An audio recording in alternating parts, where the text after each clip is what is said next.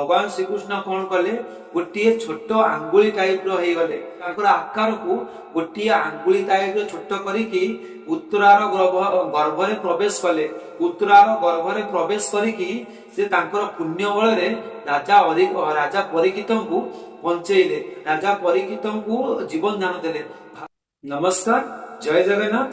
वर्तमान आम गीता ज्ञान पुणी आरंभ करवा। तो वर्तमान मु आपको गीता ज्ञान शुणेबी।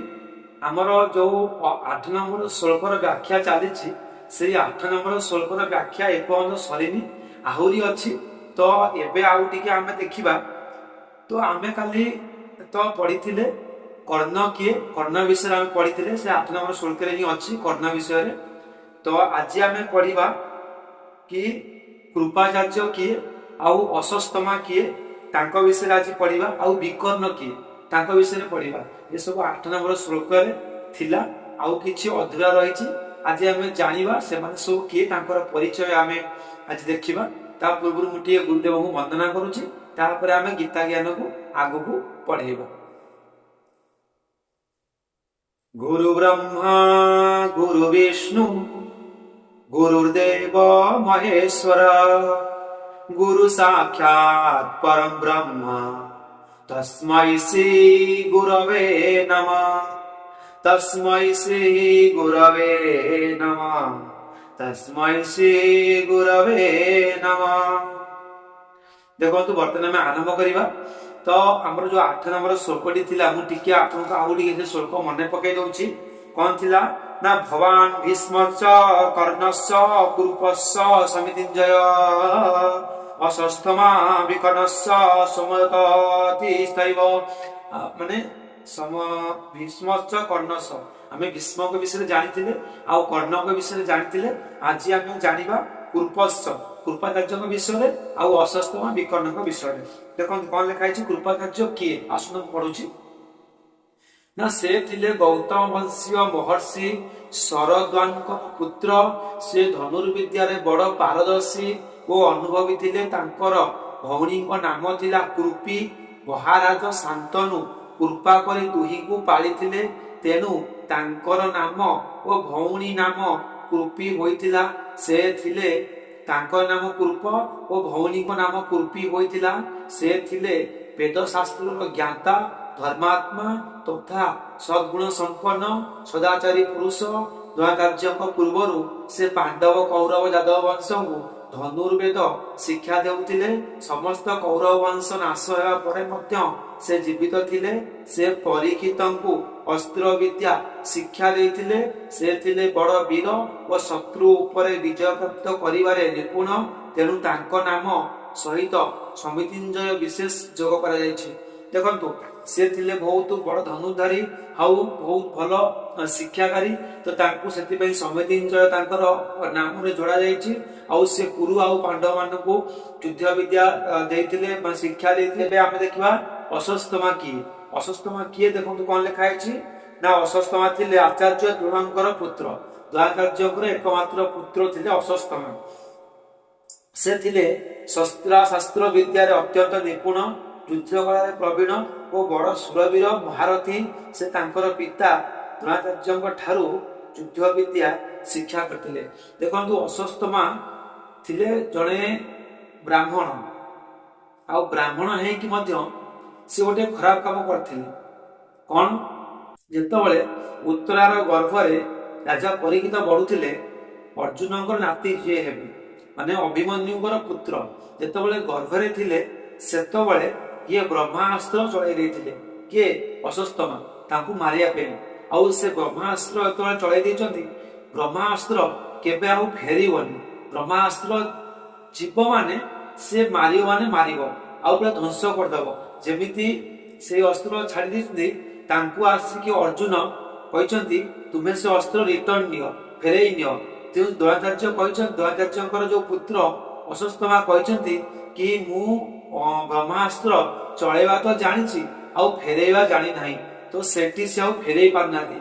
भगवान श्रीकृष्ण यदि सुदर्शन चक्र प्रयोग करिवे ब्रह्मास्त्र रे तो पृथ्वी ध्वंस होइजिवो। ब्रह्मास्त्र आउ सुदर्शन चक्र दी जन भितर युद्ध आरंभ होइजिवो तो पृथ्वी ध्वंस होइजिवो।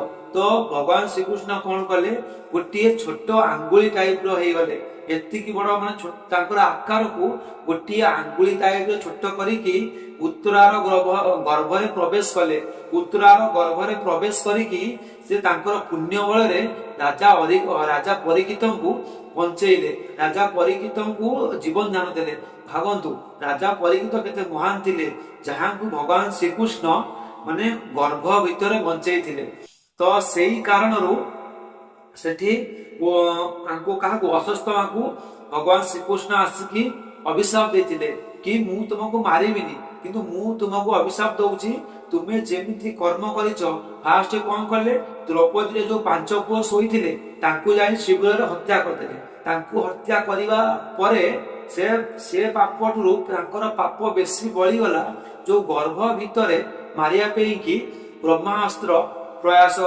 ब्रह्मास्त्र को छाड़ी देले तो सेही पाप सकाश पाप सकाशे भगवान श्रीकृष्ण तांको अभिशाप देले कहे तमे जो घोर पाप करिचो तुमको नरकरी भी जगह नाही तो तुमको मु अभिशाप दउची तुमे एमती जंत्रणा पाई पाई कि बंचिबो मरिबनी किंतु सदाबेले जंत्रणा पाइबो तांको जो मणि थिला तांको ओडे मणि थिला तांको से मथरे से मणि तांको बहुत शक्ति जोगौथला आ से मणि की अर्जुन को कहले से मणि की ता काढी दियो से मणि को तांको काढी देथिले आ से बहुत पीड़ा पाइथिले अस्वस्थमा एबे भी आज भी अमर है कि बुलुचंती किंतु जंत्रणा भोगुचंती एमिति शास्त्र रे लेखा अछि गीता रे लेखा अछि तापर एछि कोन विकर्ण किए ना धृतराष्ट्रंकर ओ दुर्योधन आदि 100 पुत्रंक मध्यनु जनक नाम था विकर्ण से बड़ धर्मात्मा वीर और महारथी थिले कौरव राजसभा रे अत्याचार पीड़िता द्रौपदी जेतेबेले पचारिले मु हारी गली ना नाही सेतेबेले विदुर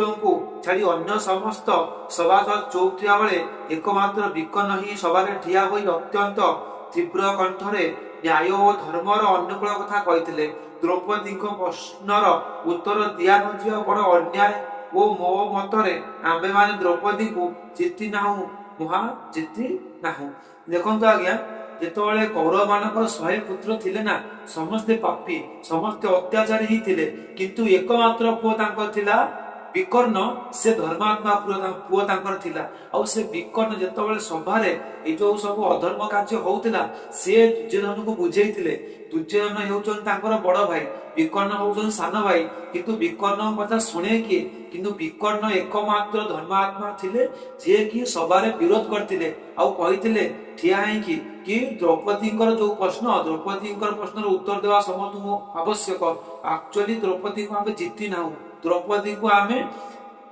अत्याचार करूछु तो से विरोध करथिले कि ताको कथा सुने कि से एकमात्र पुत्र धर्मात्मा थिले कौरव वंश रे तापरे कोन अछि सोमदत्त के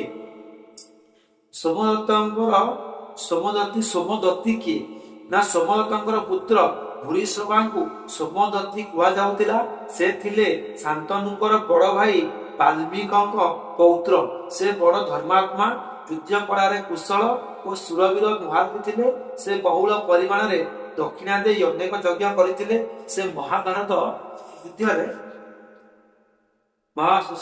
सात्यकीଙ୍କ हाथ रे मरिथिले कथा तथा वो एक दुई अभय पद प्रयोगर अभिप्राय कौन ना यही दुईटी पद अभिप्राय करी देखाई दिया जायछि जे अस्वस्थमा विकर्ण एवं भूरिश्रवा मध्य कृपाचार्यଙ୍କ परि संग्राम विजयी थिले मेहमान मध्य महा योद्धा थिले महाभारत युद्ध रे तो एतिक थिला हमर 8 नंबर श्लोकर व्याख्या आमे जो 8 नंबर श्लोक पढ़िथिले सेही 8 नंबर श्लोकर अधूरा व्याख्या रही जाइतला सेटा मु आपण मानक पाखे सुनेइली तो गीता ज्ञान आज 8 नंबर श्लोक रे पहुंची तो काली आमे पढ़िबा 9 नंबर श्लोक वर्तमान हमर चलीछि ए प्रथम अध्याय आ गीता रे हमर अछि आपण माने समस्त जानिछंती 18 अध्याय अछि आ 700 श्लोक अछि तो आमे वर्तमान प्रथम अध्याय रे पहुंचछंती प्रथम अध्याय रो